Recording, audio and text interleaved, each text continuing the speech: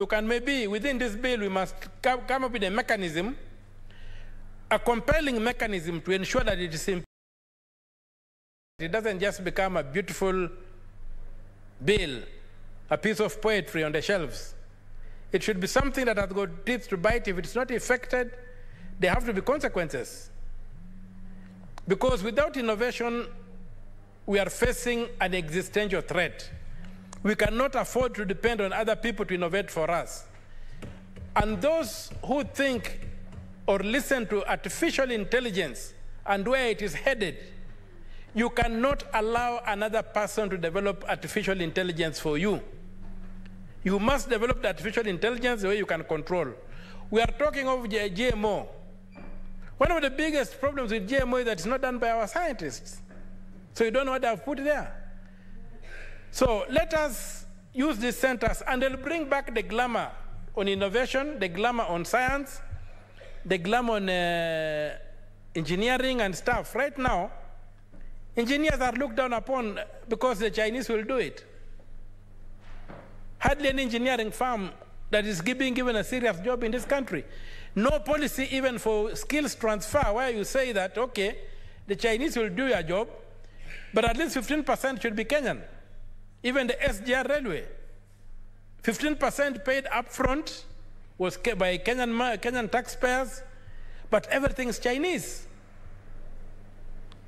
The days when we heard of Kenyan road contractors doing big roads are long gone, when the reverse should be the case. So with this kind of incubation centers, then we might have to find a way of incorporating them in our polity and the way forward. It reminds me of the stories told about Ngugi wa Thiong'o,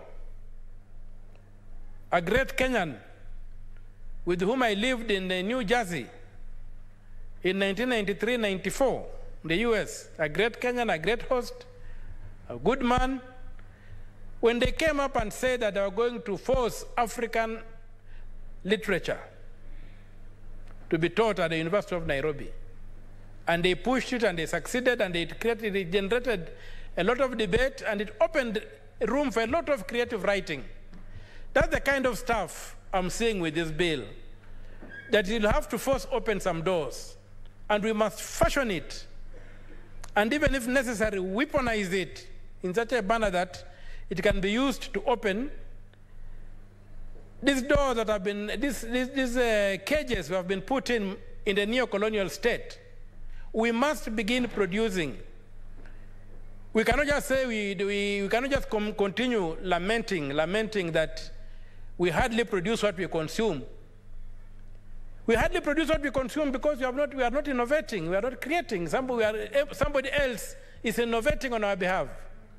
So if we are going to consume what we produce, then the time has come for us to innovate.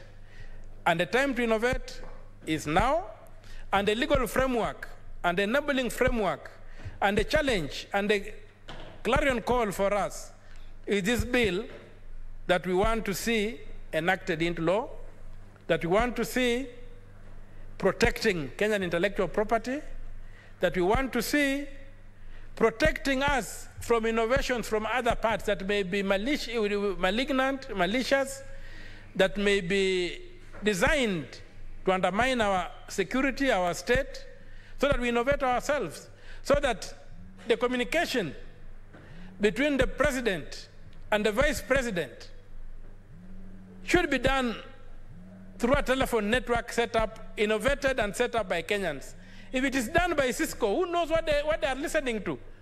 It might be a porous thing that the president and the vice president are talking, but the information is leaking. So we need to do our own things, however crude they are, we'll perfect them. So with those few remarks, Madam Speaker, I support this bill, and I congratulate the move of the bill, and I wish it well. And when it comes in the committee, where I sit, fortunately the bill is in that committee, and we are supporting it. Thank you, Madam Speaker. Thank you, Senator. Senator Tobiko Pesi Peris.